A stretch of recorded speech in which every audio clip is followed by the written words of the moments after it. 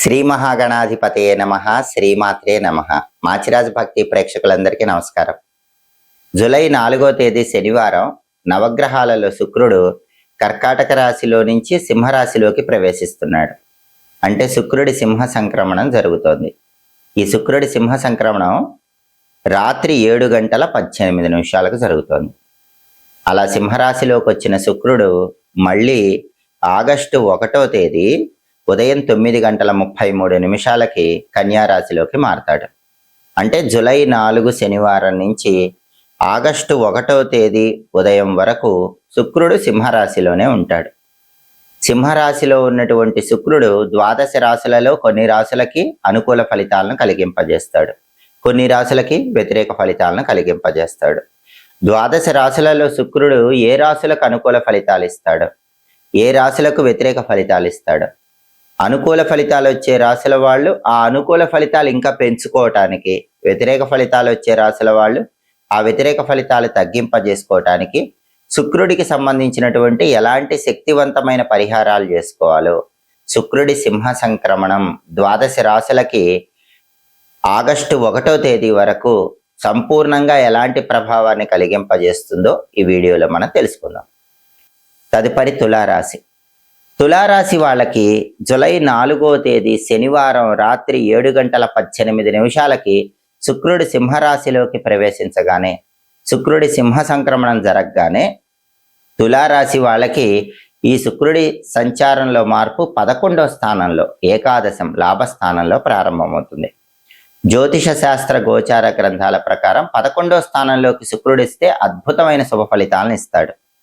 ఈ శుభ ఫలితాలు ఆగస్టు 1వ తేదీ వరకు, మళ్ళీ శుక్రుడు మారే వరకు తులారాశి వాళ్ళకు ఉంటాయి. అంటే తులారాశి వాళ్ళు జూలై 4వ తేదీ నుంచి ఆగస్టు 1వ తేదీ వరకు 11వ స్థానంలో శుక్రుడి వల్ల బ్రహ్మాండమైనటువంటి శుభ ఫలితాలను, రాజయోగాన్ని అందిపుచ్చుకోగలుగుతారు. అయితే తులారాశి వాళ్ళకి ఏ విషయాల్లో 11వ స్థానంలో ఉన్న శుక్రుడు అదృష్టాన్ని కలిగింపజేస్తాడు, ఆ అదృష్టం రెట్టింపు కావాలంటే తులారాశి వాళ్ళు శుక్రుడికి సంబంధించిన ఎలాంటి శక్తివంతమైన పరిహారాలు చేసుకోవాలి, ఈ విషయాన్ని పరిశీలిస్తే 11వ స్థానంలో ఉన్న శుక్రుడు ప్రధానంగా సుఖశాంతులను కలిగింపజేస్తాడు. ఇంతకుముందు తులారాశి వాళ్ళకి సుఖశాంతులు తక్కువగా ఉన్న వాళ్ళు ఎవరైనా సరే జూలై 4వ తేదీ శనివారం నుంచి మళ్ళీ సుఖశాంతులు తిరిగి పొందగలుగుతారు. ఆ అద్భుతమైన ఫలితాన్ని శుక్రుడు అనుగ్రహిస్తాడు. అలాగే ఇంతకుముందు మనోవ్యాకులత, ఏదైనా కారణం వల్ల మనసుకు చింత, బాధ ఉంటే తులారాశి వాళ్ళకి అవన్నీ కూడా శుక్రుడు పోగొడతాడు, మనసుకు ఆనందాన్ని ఇస్తాడు. సుఖ సంతోషాలు జీవితంలోకి తిరిగి ప్రవేశించేలాగా శుక్రుడు తన అనుగ్రహాన్ని తులారాశి వాళ్ళకి ఇస్తాడు. బంధుమిత్రులతో ఇంతకుముందు విభేదాభిప్రాయాలు ఉంటే అవన్నీ తొలగిపోతాయి. దూరం అయిపోయినటువంటి బంధువులు కానీ, దూరం అయిపోయిన మిత్రులు కానీ మళ్ళీ దగ్గరయ్యే అవకాశాలు ఎక్కువగా ఉన్నాయి. కీర్తి ప్రతిష్టలు పెరిగే అవకాశం కూడా తులారాశి వాళ్ళకి చాలా ఎక్కువగా ఉంది. 11వ స్థానంలో శుక్రుడు ఉండటం వల్ల ఉద్యోగం చేస్తున్నా, వ్యాపారం చేస్తున్నా తులారాశి వాళ్ళకి బ్రహ్మాండమైనటువంటి కీర్తి ప్రతిష్టలు లభించే యోగం ఉంటుంది. అలాగే బంధువులకి ఇష్టలుగా మారిపోతారు, మిత్రులకు ప్రేమపాత్రులుగా మారిపోతారు. బంధువులు, మిత్రులు అందరూ కూడా దగ్గరైపోయి తులారాశి వాళ్ళకి తమ సంపూర్ణమైనటువంటి సహాయ సహకారాలు అందించగలుగుతారు. దానివల్ల తులారాశి వాళ్ళ జీవితంలో అత్యున్నత స్థాయికి ఎదగటానికి 11వ స్థానంలో శుక్రుడు అద్భుతంగా సహకరిస్తాడు. అంతేకాకుండా ఏ పని అనుకున్నా సరే ఆ పని చాలా సులభంగా పూర్తయిపోతుంది. పనుల్లో అసలు ఆటంకాలు అనేవి లేకుండా అద్భుతమైన కార్యసిద్ధిని పొందుతారు. విందు భోజనాలు పెరుగుతాయి. మృష్టాన్న భోజన ప్రాప్తి యోగము తులారాశి వాళ్ళకి శుక్రుడు అనుగ్రహిస్తాడు. యశస్సు, కీర్తి ప్రతిష్టలు పెరుగుతాయి.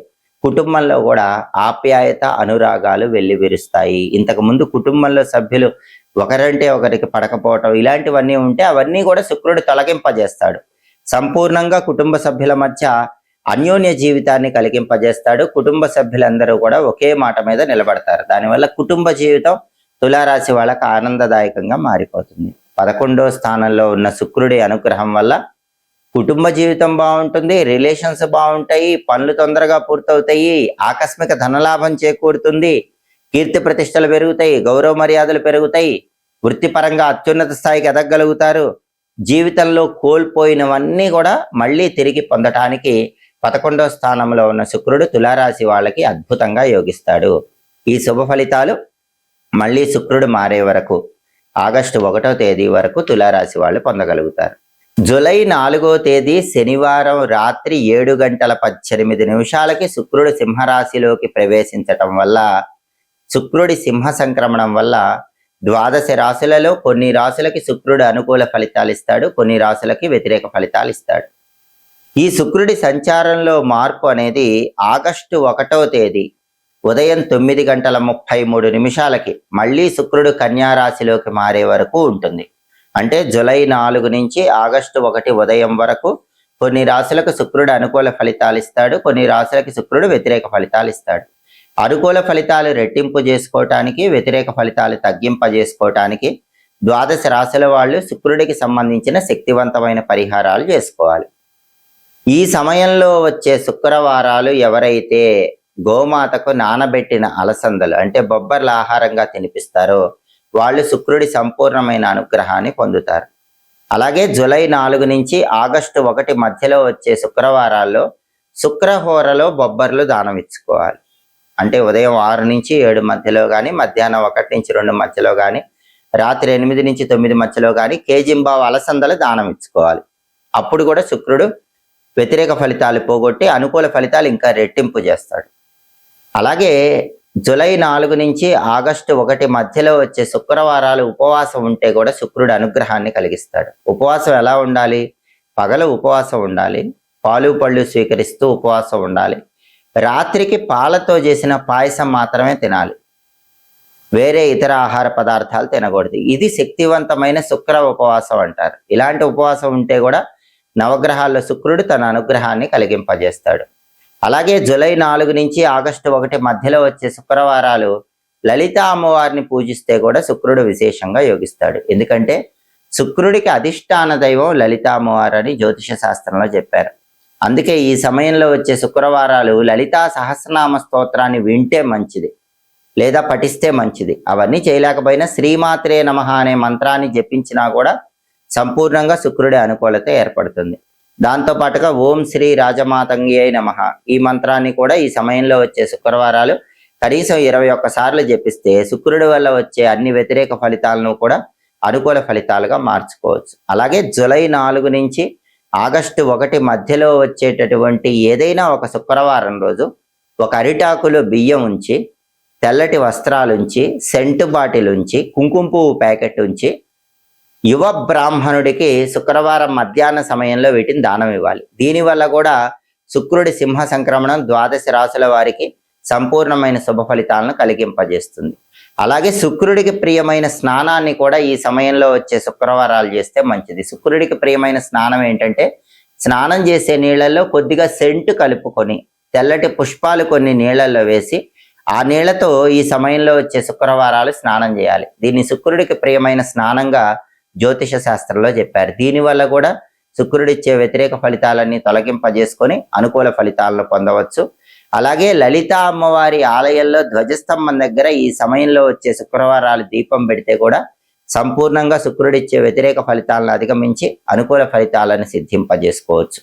అలాగే శుక్రుడి సింహ సంక్రమణం సంపూర్ణంగా యోగించాలంటే జూలై 4వ తేదీ నుంచి ఆగస్టు 1 మధ్యలో వచ్చేటటువంటి శుక్రవారాలు అమ్మవారి ఆలయంలో రాహుకాలంలో దీపం పెడితే కూడా విశేషమైన శుభ ఫలితాలు చేకూరుతాయి.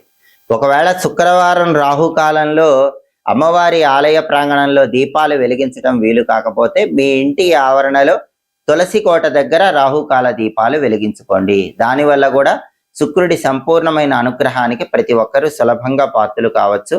అలాగే లలితా అమ్మవారికి కుంకుమార్చన చేస్తే కూడా అద్భుత ఫలితాలు కలుగుతాయి.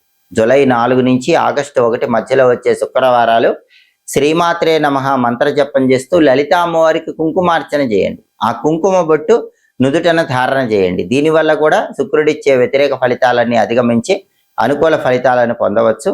అలాగే ప్రధానంగా ఎవరైనా సరే శుక్రుడు విశేషంగా యోగించడం ద్వారా పనుల్లో ఆటంకాలు తొలగింపజేసుకోవాలంటే జూలై 4 నుంచి ఆగస్టు 1 మధ్యలో వచ్చే శుక్రవారాలు పని మీద బయటికి వెళ్ళేటప్పుడు 1 స్పూన్ పెరుగు, కొద్దిగా తేనె, కొంచెం పంచదార వీటి నోట్లో వేసుకొని కార్యనిమిత్తమై బయటికి వెళ్ళండి. అలా చేయటం ద్వారా సంపూర్ణంగా శుక్రుడి అనుగ్రహానికి ప్రతి ఒక్కరూ సులభంగా పాత్రలు కావచ్చు. ఈ పరిహారాల్లో ఏ పరిహారాలైనా సరే ఈ సమయంలో వచ్చే శుక్రవారాలు పాటించండి. శుక్రుడిచ్చే వ్యతిరేక ఫలితాలు పోగొట్టుకొని అనుకూల ఫలితాలు సిద్ధింపజేసుకోండి.